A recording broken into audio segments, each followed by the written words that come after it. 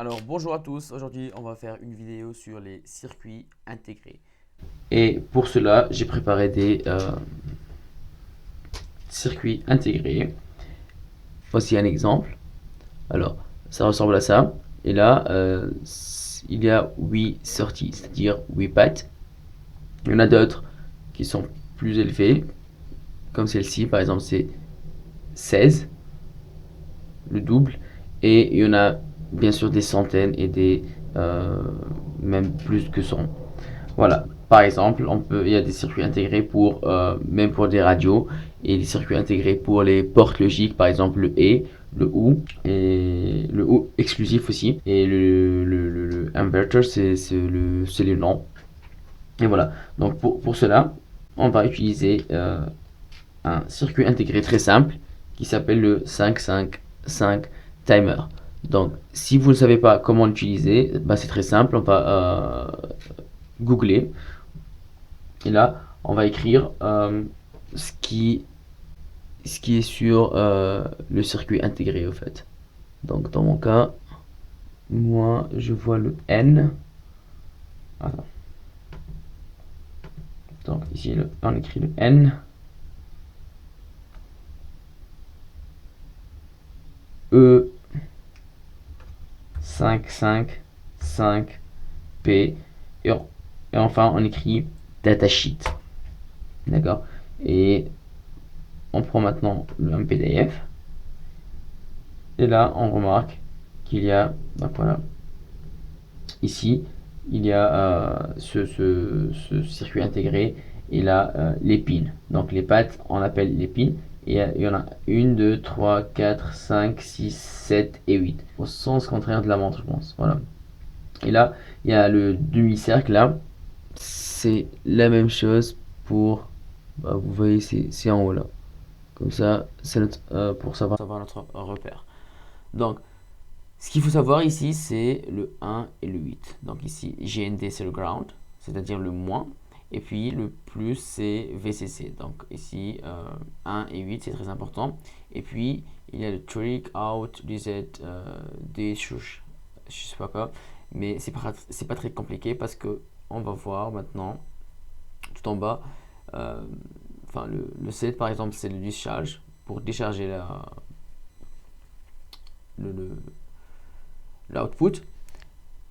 Et là, il y a des circuits enfin, qui sont prêts. Et ce qu'on va utiliser, en fait, c'est voilà, a stable operation. En fait, ce n'est pas stable, c'est-à-dire qu'il va être une fois, voilà, ça c'est la courbe. Bon, c'est pas très important. Et une fois on, une fois off, une fois on, une fois off, une fois on, une fois off, ainsi de suite. Et on va jouer sur la fréquence. Voilà, donc ici c'est mon circuit intégré. Et là, ce sont des pins. Et là, RA, RB sont des résistances. Le C, c'est un condensateur. Et puis, l'output, ici, on va mettre ce qu'on veut. Par exemple, un baffle. Voilà, donc ici, j'ai bien mis en valeur. Et pour cela, on va prendre ce circuit-là. Voilà. Donc, euh, ici, le pin 8, pin 4, pin 3, pin 5, pin 1, pin 2, pin 6, pin 7. Et là, R1, ça va être 100 kOhm, R2, 10 kOhm, C1, c'est 10 nanofarad. Pin 5, on va rien mettre. Et entre pin 3 et le ground, c'est-à-dire le moins, on va mettre en série un autre condensateur et puis le speaker. Voilà, donc ici, avant de commencer, on va calculer la fréquence. Comment on fait pour calculer la fréquence? En fait, on va. Alors, donc ici, on a une formule toute prête. Donc la fréquence, ça va être 1,44 sur R1 plus 2 fois R2 fois C1. Donc ce qui nous intéresse, c'est ces trois éléments. D'accord. Donc si on remplace et on calcule enfin, les variables par leur valeur, donc R1 c'est 100 plus 20 fois 10 nanofarads. Mais il faut savoir que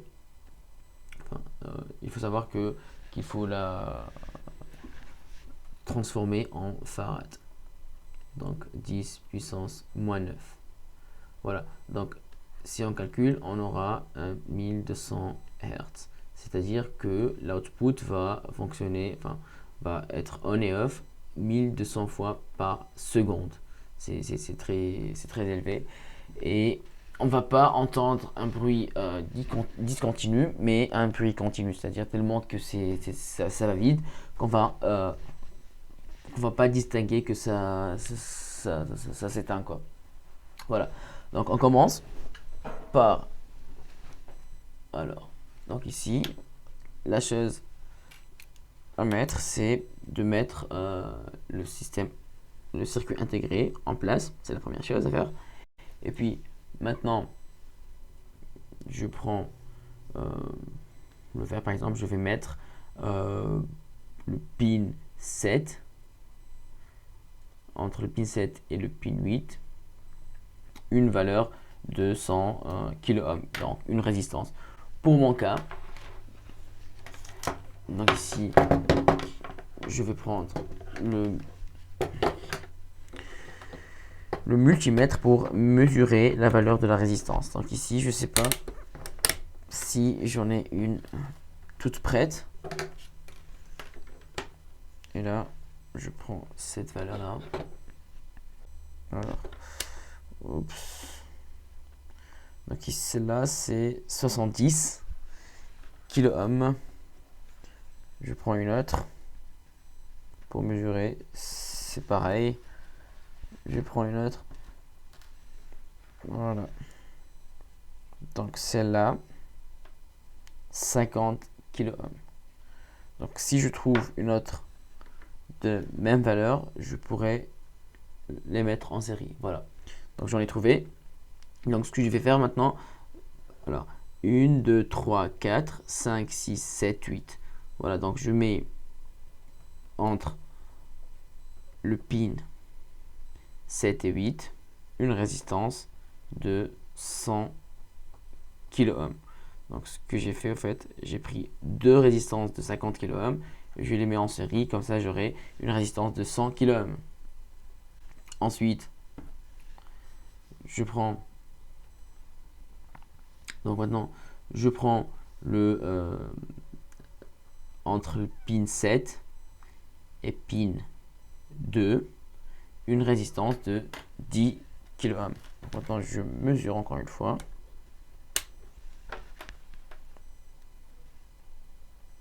Et voilà, ça me donne 10 kΩ.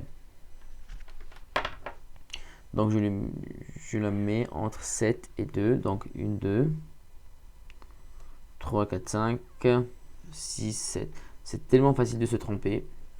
C'est pour ça que je vérifie à chaque fois. Voilà. Maintenant, je fais une liaison entre le pin 6 et 2. Donc je prends tout simplement un fil. Je fais le 2 ici. 5 et 6. Donc voilà. Maintenant, je prends le condensateur de 10 nanofarads. Donc entre 2 et 1. Donc voilà. Où est mon condensateur? Il est là. Entre le 2 et le 1. Donc c'est tout simple. Ce condensateur n'est pas polarisé, c'est-à-dire peu importe comment on le branche. Maintenant, on prend le 1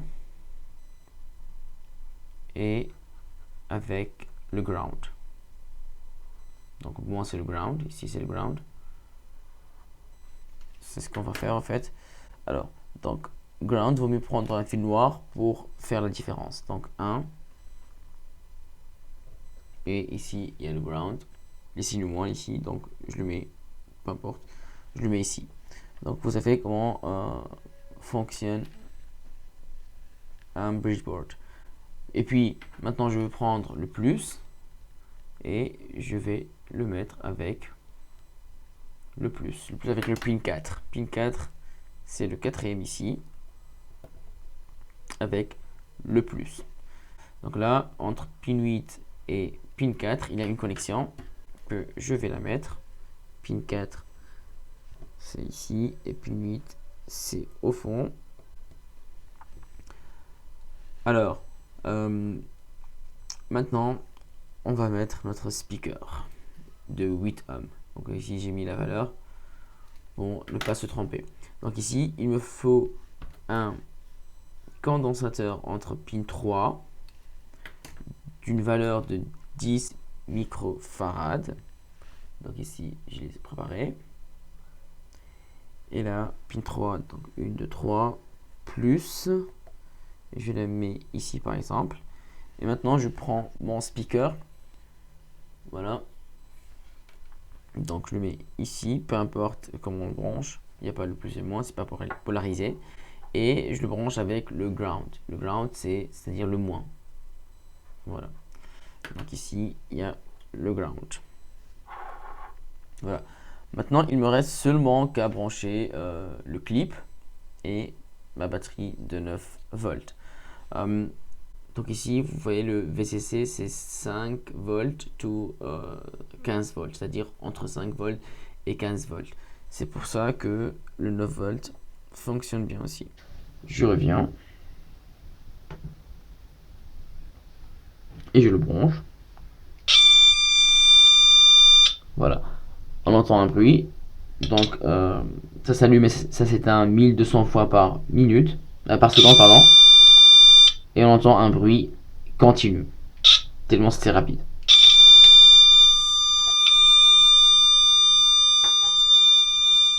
Si jamais maintenant je change de valeur de la résistance ou bien du condensateur, on va entendre un autre bruit. Pour mieux se faire, bah, j'ai pris un potentiomètre et là de 100 kΩ et au fur et à mesure je vais changer la valeur de la résistance. Voilà. Donc ici c'est là. Je la mets ici. Puis j'enlève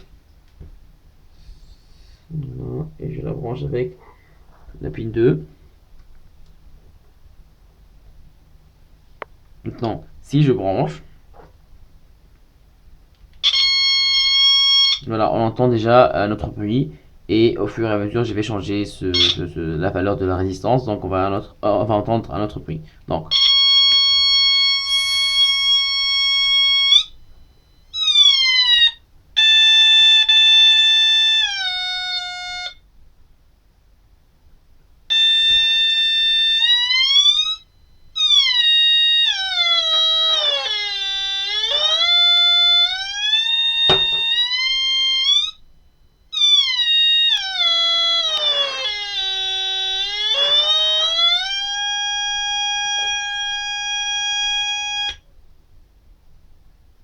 et voilà.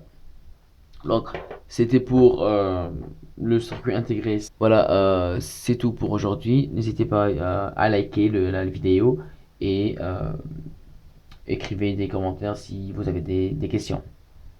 À très bientôt.